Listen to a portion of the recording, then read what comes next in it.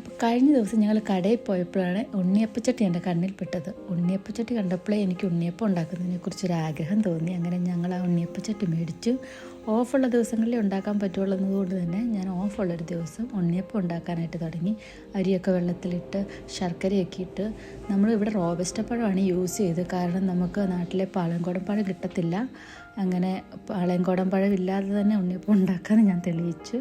അങ്ങനെ ഉണ്ണിയപ്പത്തിനുള്ളതൊക്കെ അരച്ച് വെച്ചു. ഇവിടെ ഭയങ്കര തണുപ്പായതുകൊണ്ട് സാധാരണ 4 മണിക്കൂറൊക്കെയാണ് പുളിക്കാൻ വെക്കുന്നതെങ്കിലും ഞാനിവിടെ 6 മണിക്കൂർ വെച്ച ശേഷമാണ് ചെറുതായിട്ടൊരു പുളിമയം വന്നത്.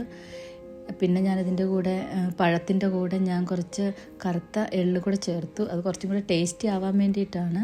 അങ്ങനെ 6 മണിക്കൂർ 7 മണിക്കൂർ വെച്ച ശേഷമാണ് ഞാൻ ഉണ്ണിയപ്പം ഉണ്ടാക്കിയത്.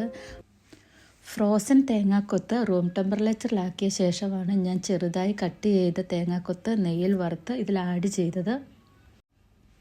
മക്കൾക്കാണെങ്കിൽ ഉണ്ണിയപ്പമൊക്കെ വളരെ ഇഷ്ടമാണ്. അപ്പം ഞാൻ ഓഫ് കിട്ടാൻ വേണ്ടി വെയിറ്റ് ചെയ്യുമായിരുന്നു.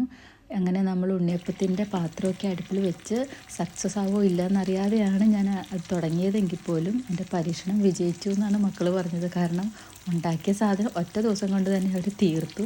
അപ്പോൾ തന്നെ നമുക്ക് ഏകദേശം മനസ്സിലാകാമല്ലോ. പിന്നെ ഞാൻ വർക്ക് ചെയ്യുന്നിടത്ത് എൻ്റെ കൊളീഗ്സിനൊക്കെ കൊടുത്തപ്പോഴും അവർ പറഞ്ഞു നന്നായിട്ടുണ്ട് എന്നാണ് പറഞ്ഞത്.